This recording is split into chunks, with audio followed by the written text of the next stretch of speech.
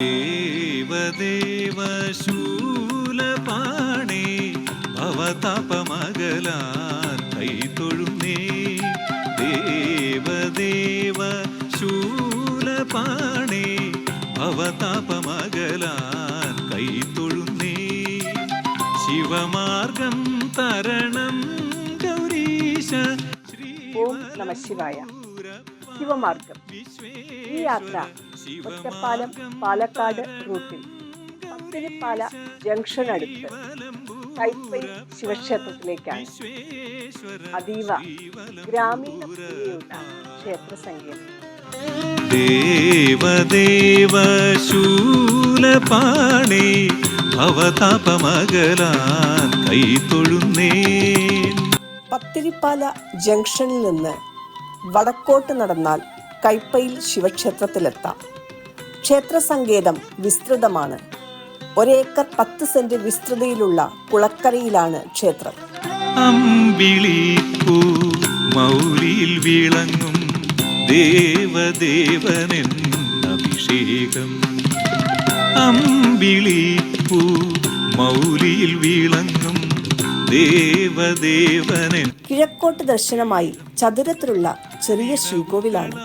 സ്വയംഭൂവാണ് മഹാദേവൻ. ഗോപുരമോ ചുറ്റമ്പലമോ ഇല്ല. വലിയമ്പലവും നടപ്പുരയും സാമാന്യം വലുതാണ്. ഗണപതി ഉപദേവനായി തെക്കു പടിഞ്ഞാറെ മൂലയിൽ പരിലസിക്കുന്നു.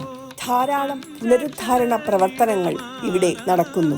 ക്ഷേത്ര സംരക്ഷണ സമിതി ക്ഷേത്രഭരണം നിർവഹിക്കുന്നു.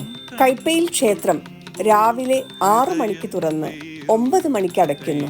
വൈകുന്നേരം 5 മണിക്ക് തുറന്ന് 7 മണിക്ക് നടയടയ്ക്കും. തമിഴ് ബ്രാഹ്മണരാണ് പൂജ. തന്ത്രിസ്ഥാനം പനാവൂർ മനക്കിലും.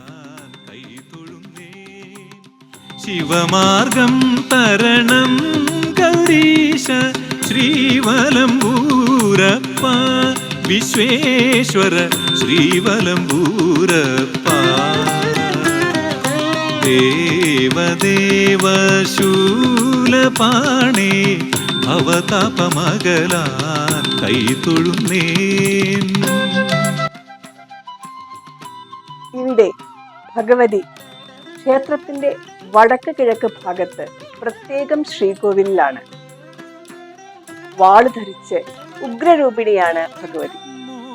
ഭഗവതിക്കുള്ള താലപ്പൊലി 5 ദിവസം നീണ്ടു നിൽക്കുന്നു. ഭഗവാന് ശിവരാത്രി പ്രധാനം. ശിവരാത്രിക്കാണ് ഉത്സവം നടക്കുന്നത്.